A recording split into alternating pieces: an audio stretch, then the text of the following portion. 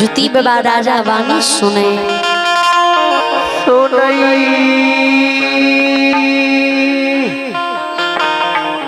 अय्या भे अनन्या कुमारी अय्या भे अनन्या कुमारी भगवान के दरबार में 10 सूर्य की दान दिए। श्रद्धालु को भगवान हर मनोकामना पूर्ण करी। जय हो दानी दाता की जय हो।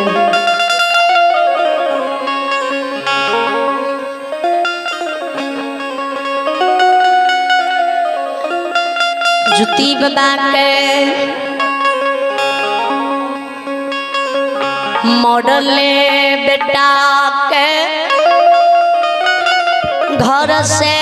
राजा बाहर करियो करियो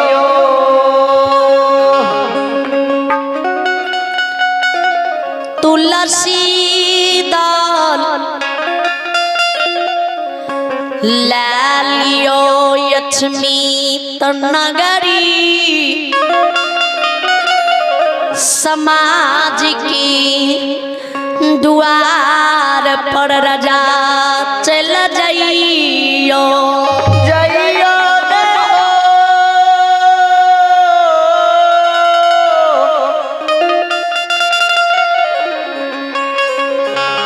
हो जनबो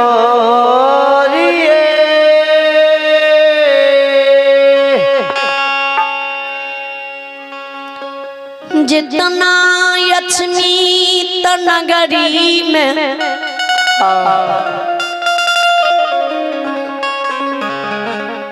राजा प्रजा जाति पर जाति बार हो बरम भगता बाबा फंझियार बाबा बरसई हो कन्वरिया सबके तुलसी के डोलहकार दादी हो कई हो या ग्रुप 12 वर्ष पर के दुली से घुर के लई हो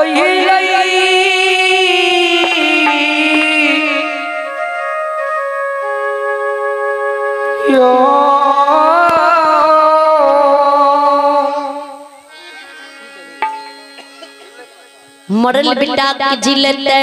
बिल्टल धन संपत्ति के लौटते अहाँ दल हकार सुकार करू हमरा द्वार चलू गुरु बानी राजा सुनई राजा के आँख से आंसू गिरई जुती बाबा सजबा बकरई करई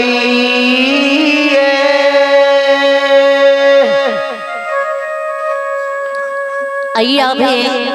रिकेश कुमार और मुकेश कुमार जी की माँ भगवान के दरबार में साधा दिल सौ शानदार 21 रुपए की दान दी। इन श्रद्धालु को भगवान हर मनोकामना पूर्ण करी। परमात्मा सदा सुखी रखी। जय हो दानी दाता की जय हो।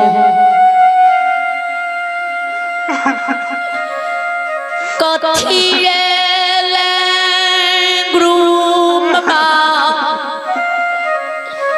हमरा बिसरल सोग के रही रही के याद दिलावई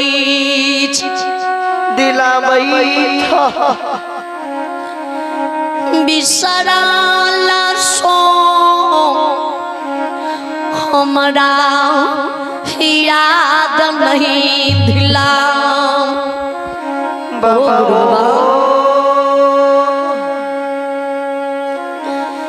तुलसी दलल के यो हमें समाज के द्वार नहीं जइबा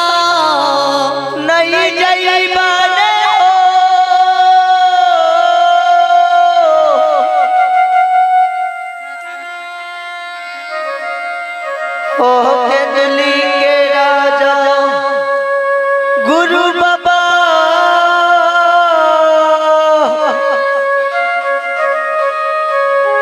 ज्योति बाबा राजा बानी सुने राजा के हो कनबरिया राजा जी हो अक्षमित के अन्नदाता अक्षमित के राजा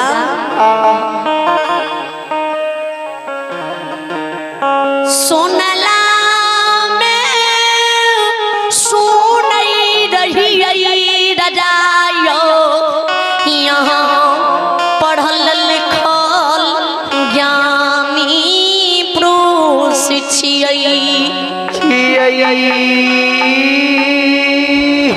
भला बुरा के फैसला यही अक्षमित में यहाँ करई छिया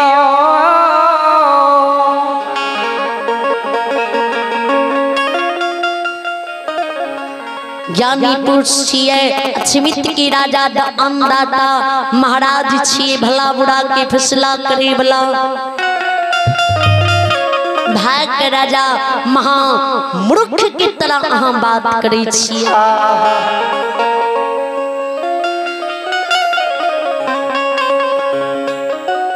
राजा यहाँ के मुख से एहन शब्द स्वभाव नहीं दिए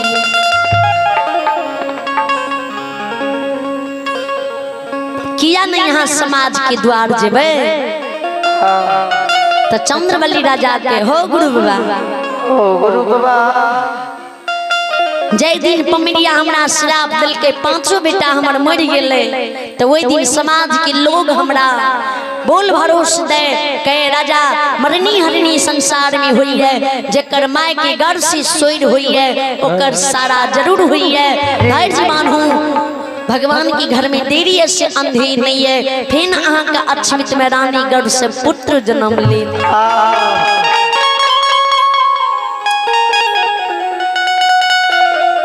मरल बेटा का आग में जलेबे की पानी में गंगा नदी में भरसेबे की खाद खुन के दफनेबे मरल बेटा की क्रियाक्रम लो केस कर दियो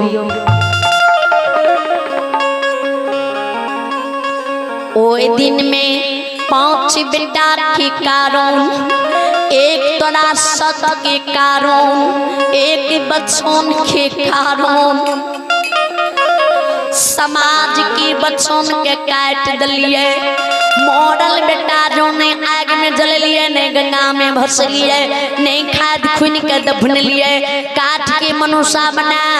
तिल फूल लगा काट के मनुष्य में बोन क्या के जे धर्म गहवर में रख लिए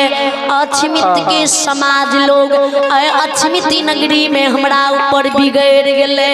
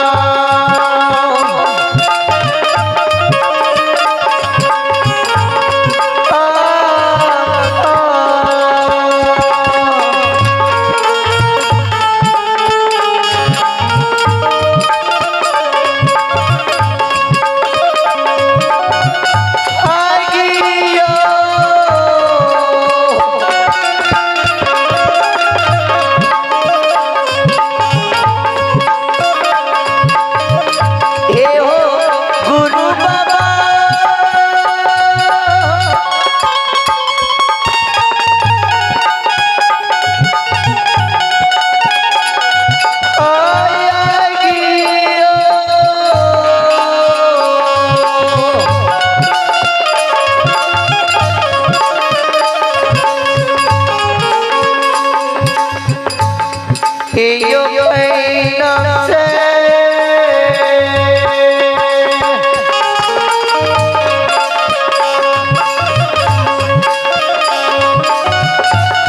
ये यो धरती यो जल पे समाज बर्बाद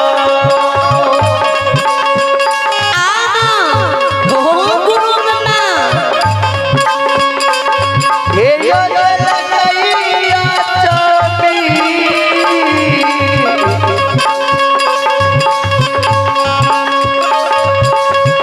पूरा यही हो लगा श्रोता वगैरह आग पानी समाज के लोग बोला भूखी लौआ कमान सुतिहार ढाठ देने छे नहीं हमरा द्वारी आबैया नहीं हमरा द्वार पर जाय ले दैया हो जुथी बाबा वे समाज के द्वार पर तू हमरा भेजे छ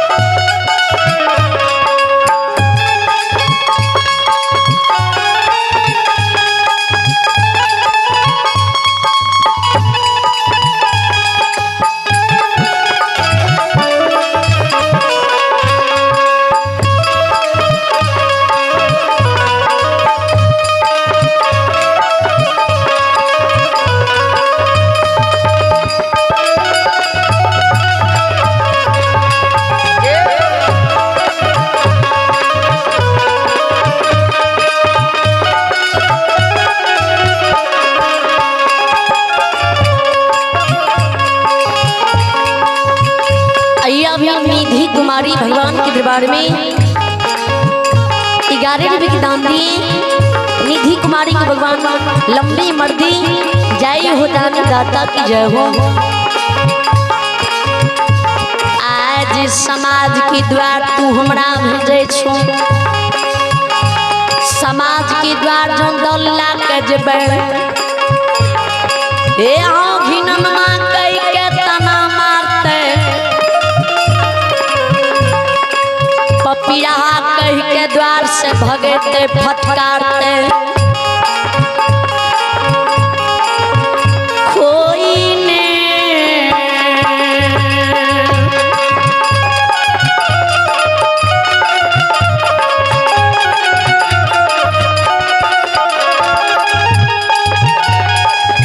बाबा कोई ने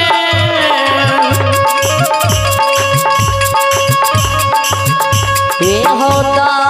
लो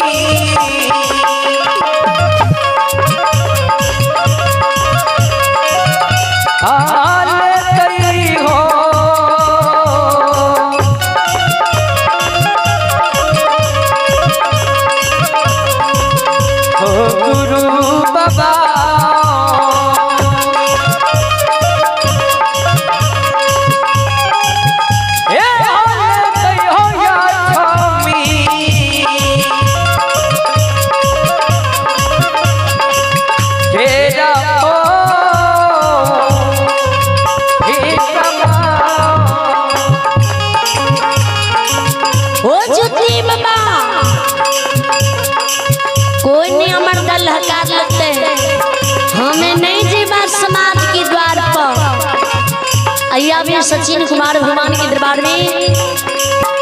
11वीं दान दिए सचिन बाबू को भगवान लंबी उम्र दी, बल बुद्धि विद्या की भंडार दी। जय हो दानी दाता की जय हो।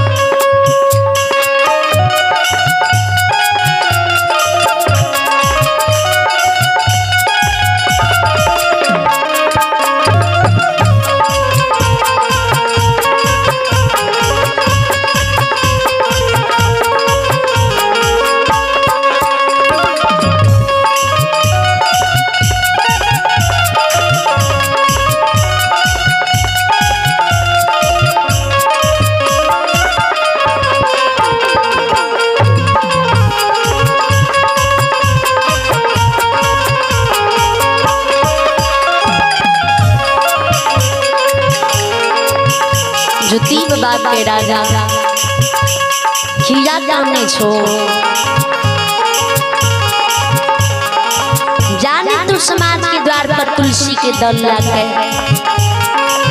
इतनी डाके दुख से तू राजा अखेड़ गेल हो और सुख के लिए राजा तू कान कले पड़ल हो ये हो सतवादी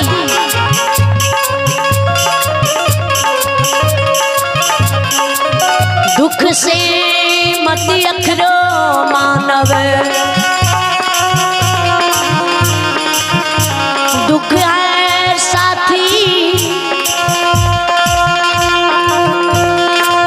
सुख का सपना मत देखो मानव सुख है मानव के लिए सपना जे सुख के लिए राजा तू कान रहल हो ये कलेप रहल हुए दुख मानव के जन्म से लाके मरण तक एक साथी बन के साथ रहिए और सुख मानव के जीवन में पल भर के लिए आवे जे सुख प्राप्त के लिए मानव बड़ जतन करिए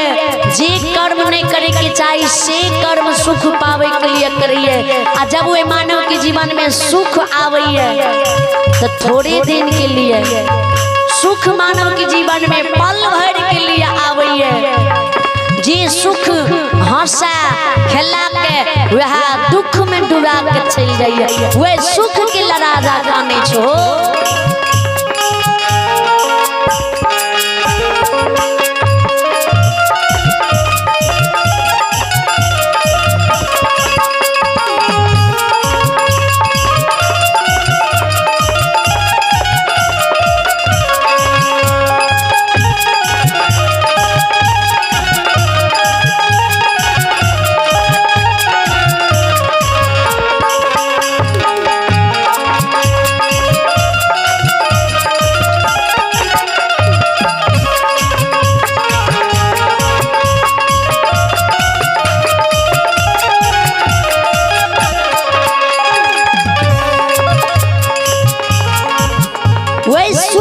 हो ये तू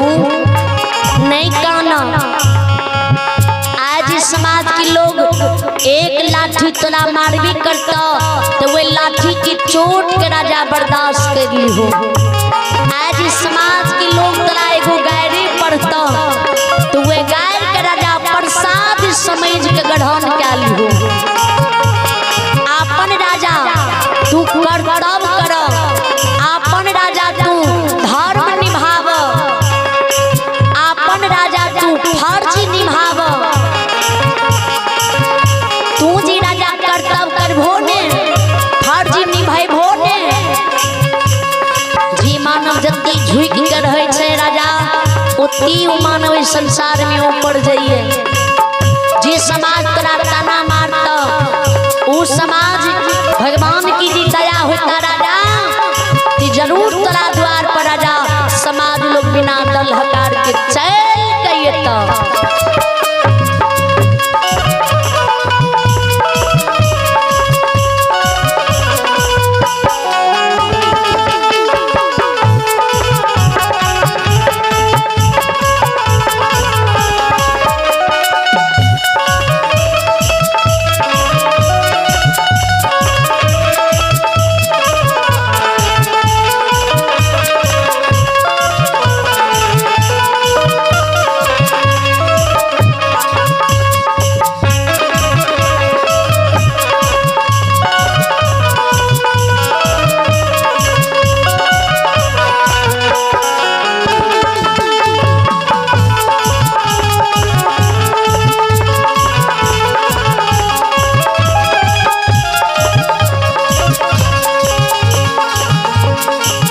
राजा हमर बचन मानो समाज के द्वार जा गुरु बानी राजा सुने तुलसी फूल राजा अरबा चावल अछत चादर खूट में बांध ले गिरी भवन से राजा चलिए